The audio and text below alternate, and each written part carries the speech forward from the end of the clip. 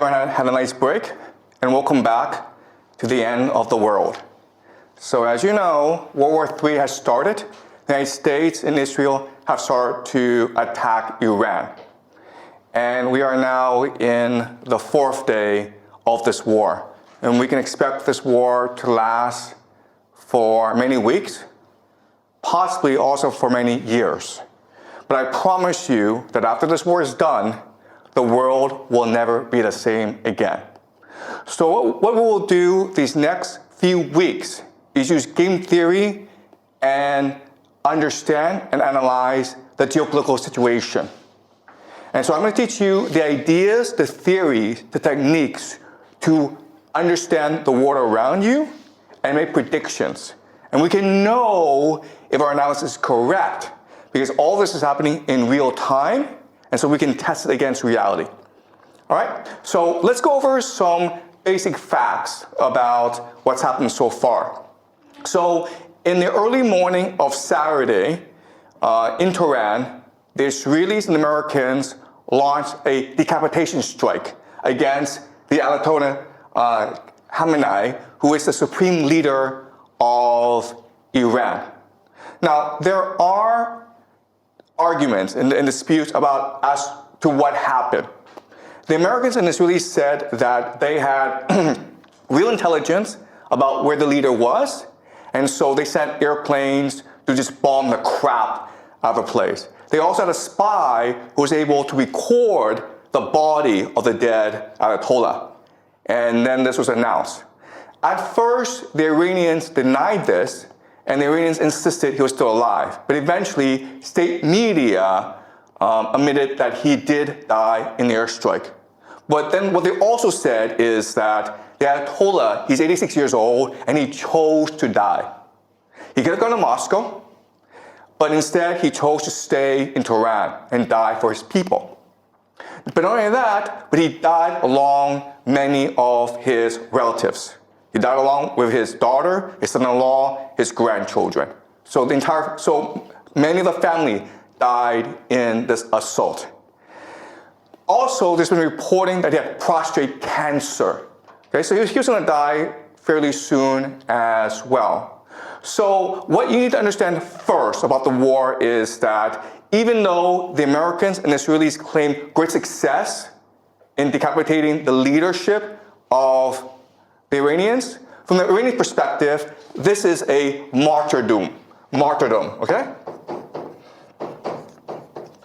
And so the religion of the Iranians is called Shia Muslim.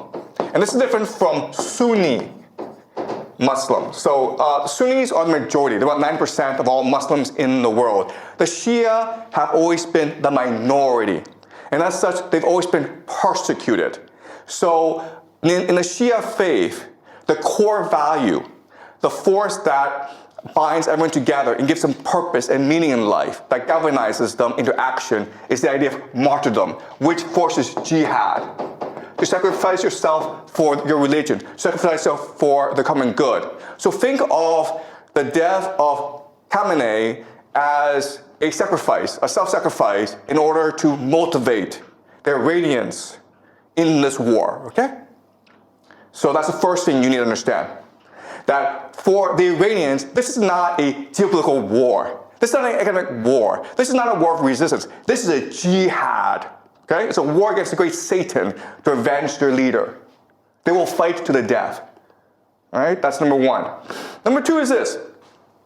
Also that morning, when the Ayatollah was killed, the Israelis struck a school in the south of Tehran, killing about 150 school children. These are girls in primary school.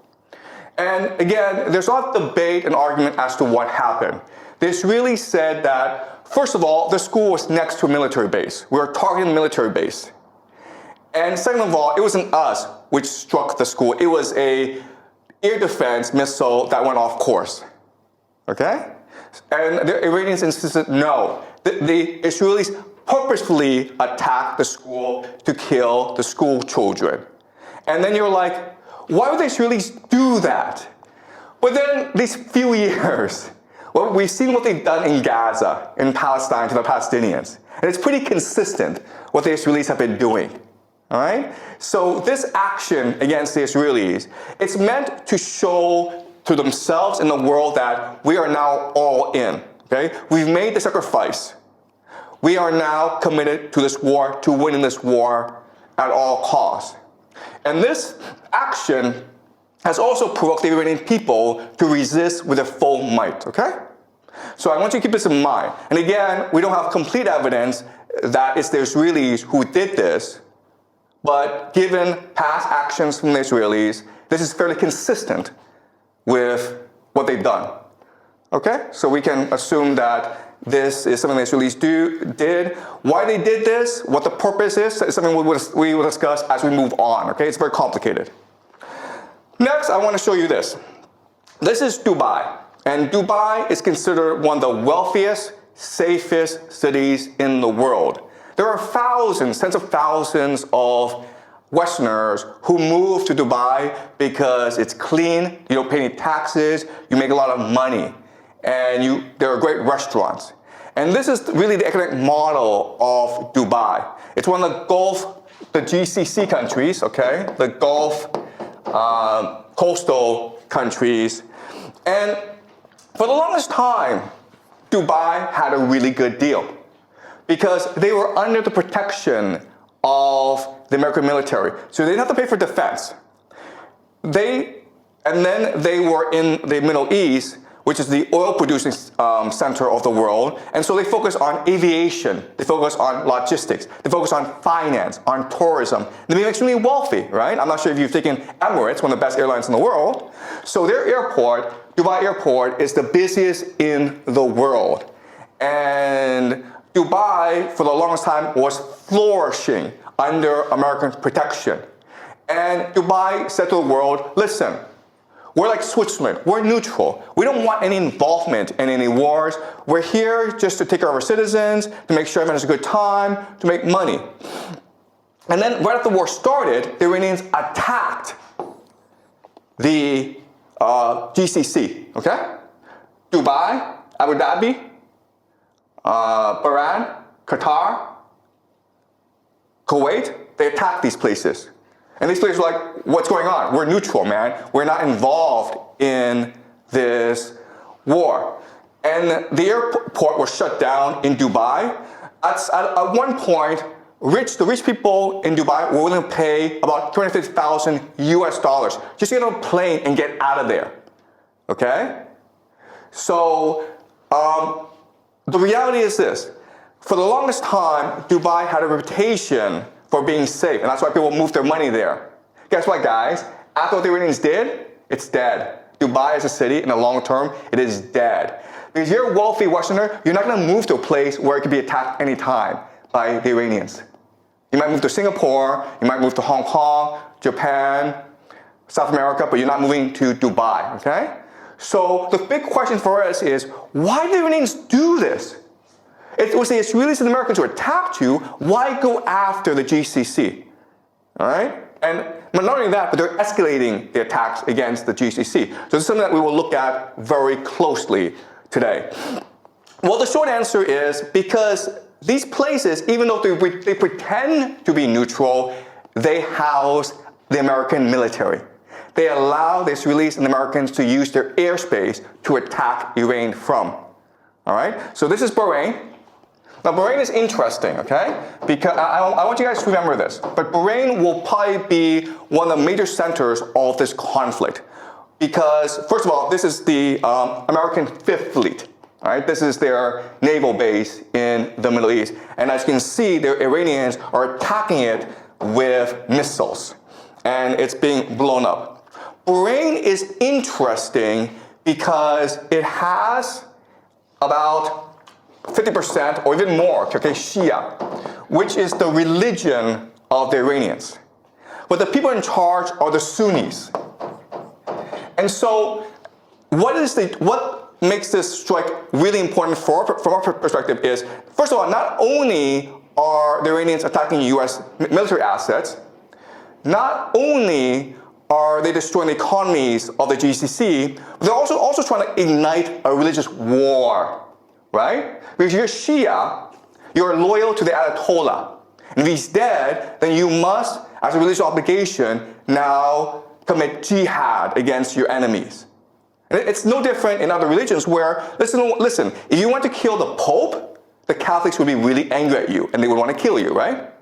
So now you have the Shia who will probably eventually arise, creating a revolution in Bahrain, okay? So I think Bahrain will be the first to fall. Dubai will probably go bankrupt, okay? But in the long term, we can expect the entire GCC area, including Saudi Arabia, to eventually collapse, okay? And so this is something we'll use game theory to understand. All right, let's continue. So we will know how this war develops just based on geography, okay? So this is a map. And this map, even if you don't really know the war, even if you don't know the participants, even if you don't know the weaponry, this map will tell you exactly how this war will progress. All right, so some certain things to keep in mind about this map. This is what we call this area, okay? Really small, it's 33 kilometers wide, okay? People can swim across it. It's really, really narrow, okay? This small area, guys, it's called the Strait of Hormuz. All right? And it's important because it's really the center of the world. This one area is the nexus, the pivot of the world. Let me explain why. First of all, from the GCC, you have 20% of all the world's oil flowing through this narrow strait. Where does it go, guys? It goes to Asia, India, Pakistan, South Korea, China, Japan. India depends on 60% of its oil from this area. China depends on 40%. Japan, 75%. Prime Minister Takeichi of Japan has said that, listen, if the Strait of Hormuz closes, we will run out of oil in about 8-9 months. The entire Japanese economy would collapse in 8-9 months if the Strait of Hormuz were to close. And guess what? The Iranians have closed the Strait of Hormuz. Okay? So we can expect that the entire global economy will suffer greatly over the next few months. All right, so that's point number one. Point number two is, okay, so the GCC sends oil across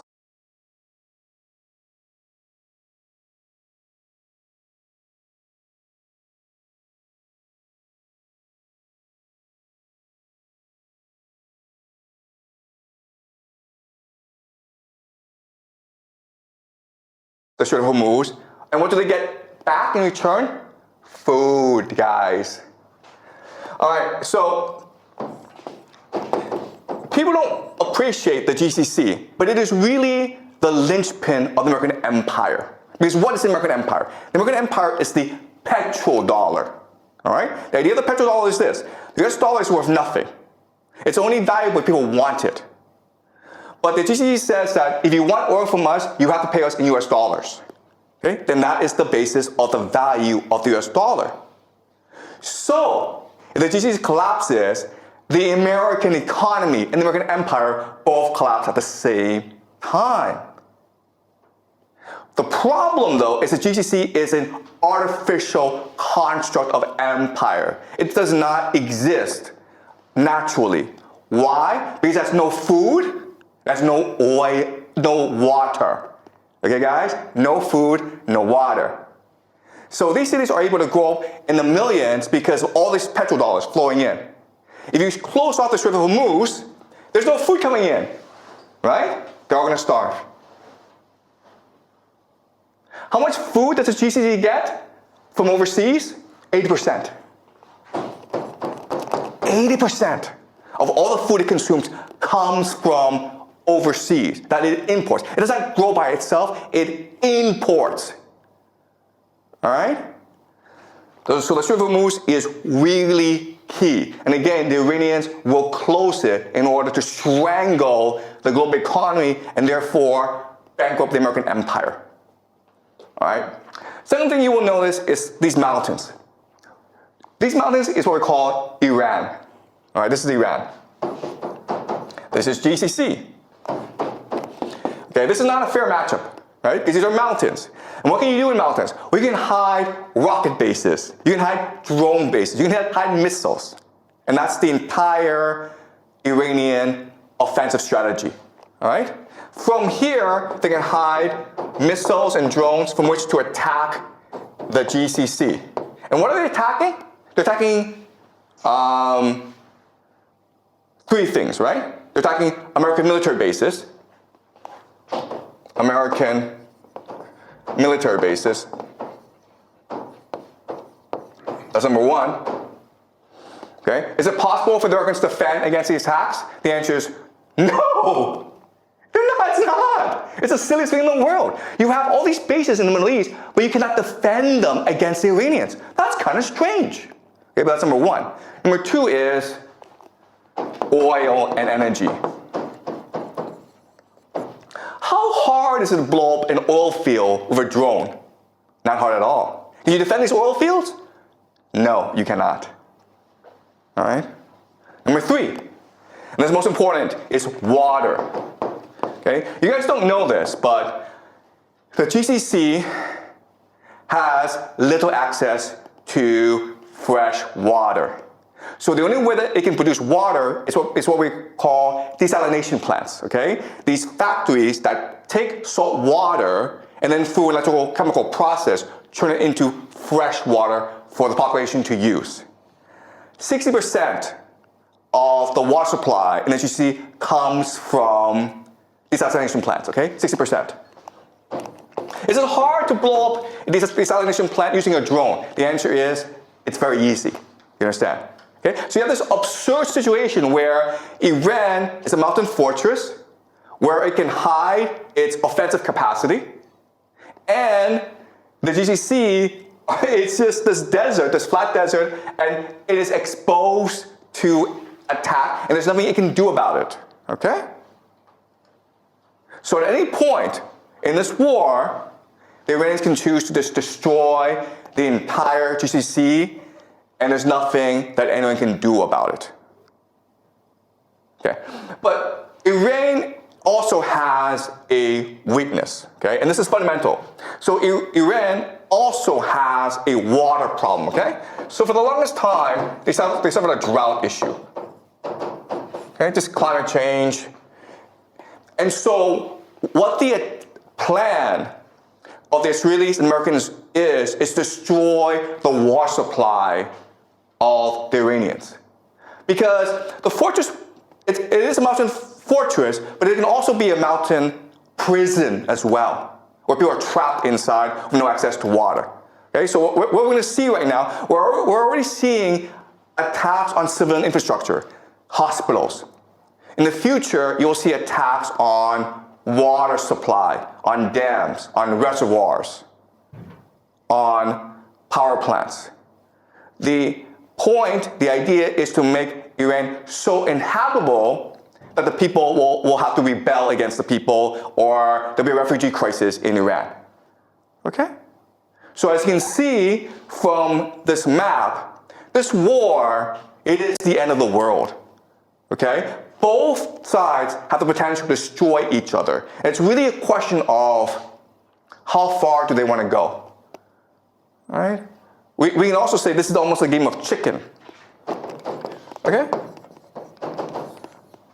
We can blow each other up. How far do you want to go? And the problem is this. The problem is that the Iranians are Shia, which believes in martyrdom. And you've killed the religious leader, the Ayatollah Khamenei. So they're willing to go very, very far. The GCC countries are Muslim, but they're materialistic. They love money. And also, most of the population are expatriates, foreigners. 90% of Dubai are foreigners. Guess what's going to happen if they suffer? They're all going to run away. Okay? So this is not a fair matchup. The big question that people have is, first of all, are the Americans going to use ground troops? Because the only way that you can defeat Iran is by using ground troops, okay? That's a big question we'll look at in the next few weeks. Will America send its army, 500,000, 2 million soldiers to topple the government? Okay, that's question number one. Question number two, nuclear weapons.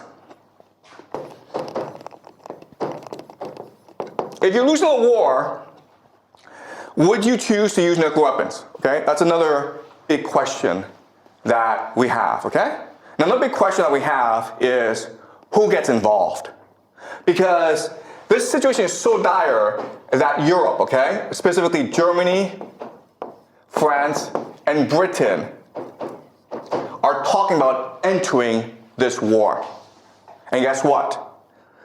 If that happens, it is possible that Russia and China will also enter this war on the side of the Iranians. This is World War III, okay? Because of the importance of the Strait of Hormuz, because of the importance of the Middle East, everyone has to get involved at some point. And we're going to use game theory to really try to understand what's happening on the ground and where this could lead us. Okay? All right. You guys understand? All right. All right. Let's continue. Okay, so again, there are American bases all over the Middle East. And originally, these bases were established to protect them from basically their own people, okay? These are monarchies that were imposed on these nations by the Anglo-American Empire, the British first, and then the Americans came to support these monarchies. And so they provide defense. But then you're like, wait a minute here. I mean, didn't we just say that these American bases can't actually defend these people, that they're exposed? And the answer is, yes, that's true. But remember, like, the American military was built during the Cold War. Okay?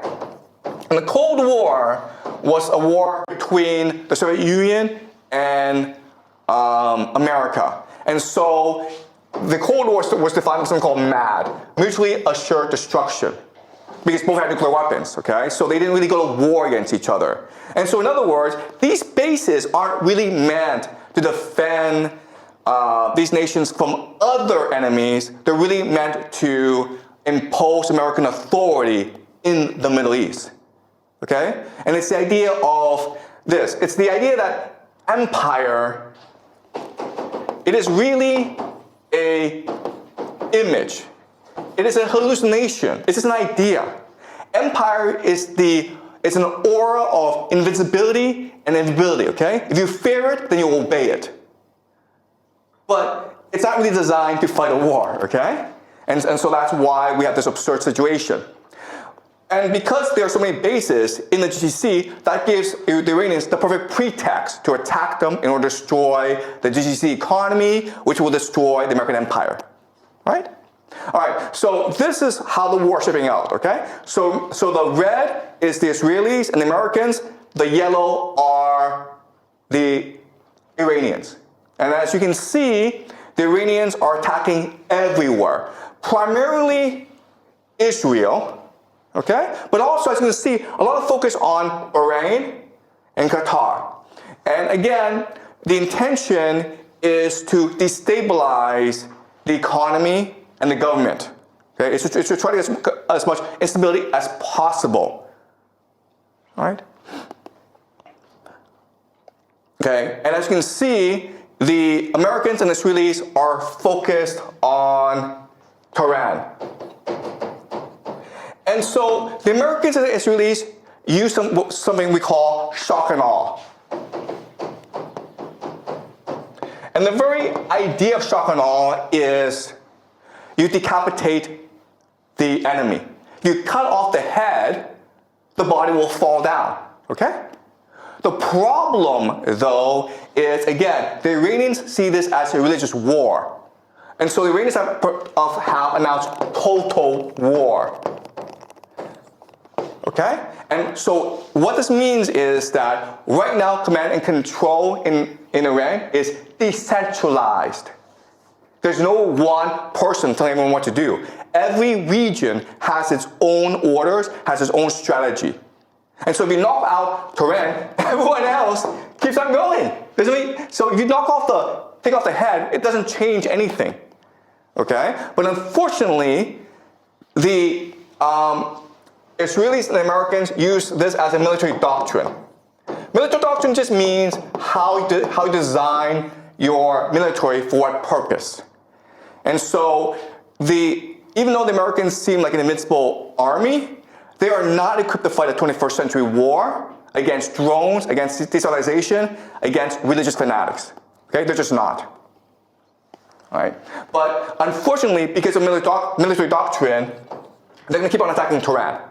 Now, the great irony of all this is that the Iranians who would be most supportive of regime change, are actually in the cities, because they are educated, they're progressive. The people who are most fundamentally against you, will fight you to the death, are religious fanatics, the Shia militants, living in the rural areas. Okay? So this is a really silly thing where you are actually destroying those who will most likely support you, and you're leaving alone those who are most likely to commit jihad against you. All right? Any questions so far, guys? Are you clear?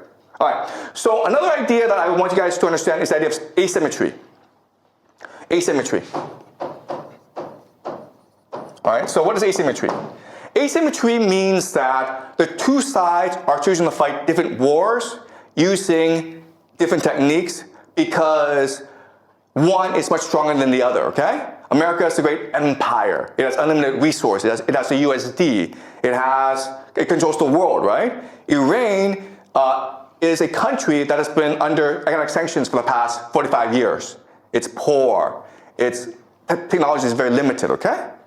But as we learn in this class, actually, those nations that are poor actually have more energy. They're more open, and they're more cohesive. All right, so let me give you an example. This is what we call the Shahad drones. Shahad drones. Each of these drones costs $50,000 at most, okay? At most. It can go as cheap as $35,000 US.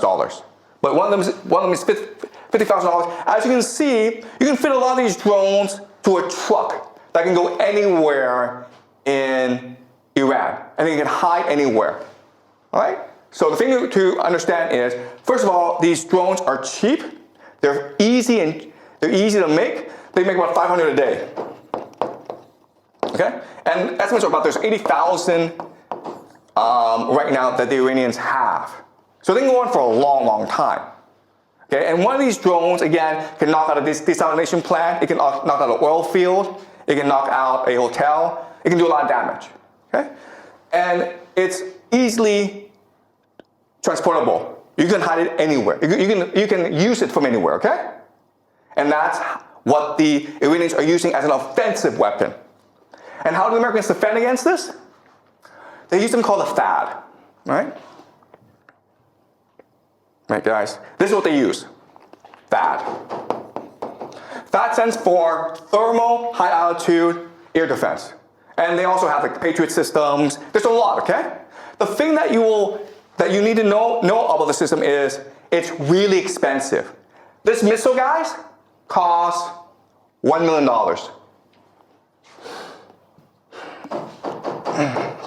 $1 million.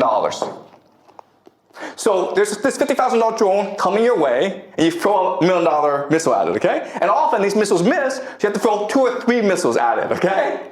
So you're spending $2 to $3 million on each $50,000 that the Iranians spend. That's kind of silly.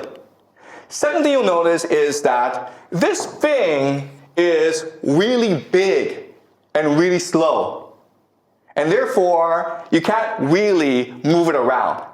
Therefore, it's pretty easy for the Iranians to spot where this is and attack it. And then when these things blow up, that's a lot of money, guys. Okay?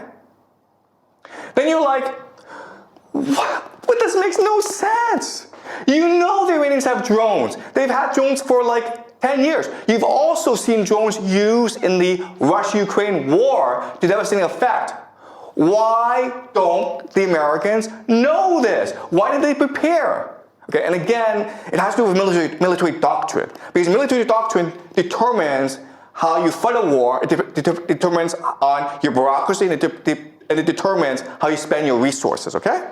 And unfortunately, the Americans are used to fighting something called the Cold War, right? And the Cold War, because you can actually fight the war. You can actually use, kill each other because then people use nuclear weapons.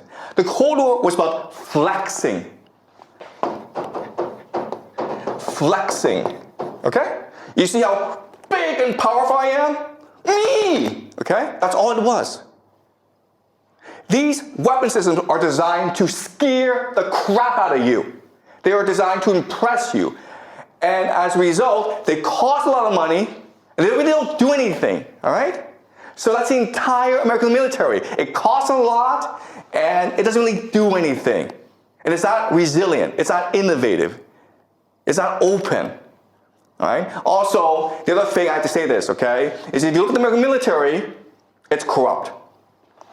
So this is really about corruption. So the Americans don't really care about winning a war. What they care about is spending as much money as possible because then they get a cut. It doesn't make sense, right? And that's why the Americans are in a situation as they are. All right, let's continue. All right, so something that people don't really talk about, but you need to understand, it's the water issue in the GCC, in the Middle East, in Iran, all right? So this is a map of the world. And if you are light blue, Brazil, Canada, you have nothing to worry about because you have a lot of water, a lot of fresh water, very little population, all right? So 100% just means, 100% water stress just means that you drink as much water as the environment produces, okay? So you want to be below 100% to be sustainable. Ideally, you want to be at 10%, okay? If it goes above 100%, it means that you are drinking more water, using more water than the environment actually produces. Okay, so you're putting stress on the environment. So 20% is really bad, right? You're using twice as much water as the environment produces. Guess what, guys? Look at the Middle East, okay? Egypt. 6,420%. Saudi Arabia, 883%. All right? Iran, almost 4,000%. Dubai, 17,000%. All right? So water is a huge issue. Again, it doesn't matter if Iran kills American soldiers, destroys American military. It doesn't have to do that. All it has to do is destroy the desalination plants. And then the GCC is destroyed, okay? But it's also true that Iran has water issues. 72% is pretty bad, okay? So even though the Iranians could destroy the GCC much faster than the Americans could destroy Iran, Iran is still in trouble, okay? So let me give you an example of this. This is like, so this is another map that shows you the issue of water scarcity, okay? And it's just basically the Middle East, okay? Their biggest issue in the future is water, okay? And that's where the geopolitical tensions will arise in the future over water. India is also affected as well, okay? All right. All right, so let's look at the map, guys. This is called Lake Urmia in northern Iran. It's the 6th largest saltwater lake in the world, or it used to be. Okay, this is what it was in 1984. This is the shallow, this is the deep, okay? You guys see that? It's really big, right? 20 years later, guys, this is what it looks like. There's no more water here. You can walk from here over to there, okay? There's some water over here, but it's shallow now. That's how serious the water issue is in Iran. And that's the weak point that the Americans and Israelis will attack, all right? They want to make sure that Iran has no access to fresh water, which will cause devastation in their nation, Okay, that's strategy number one. Strategy number two is this. This is a map of the different ethnic minorities in Iran.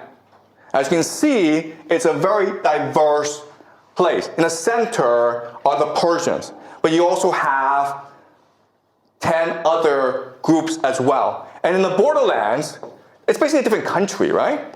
Like, these are basically different countries. And so these places have more common areas with their neighbors than they do with Iran. Okay, so the second weakness of Iran. The first is the water. The second is the ethnic makeup of the country.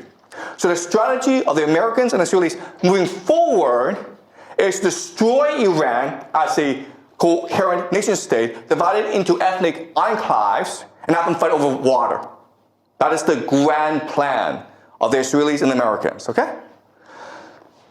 All right, this is the vision, where Persia is limited, and then all these other places are sponsored by the Americans and the Israelis. They're given money, they're given weapons, they're given political support, and then this war will wage over water forever, okay? And this is how you destroy Iran and make sure Iran is no longer a viable threat to you. That is the plan of the Americans, okay?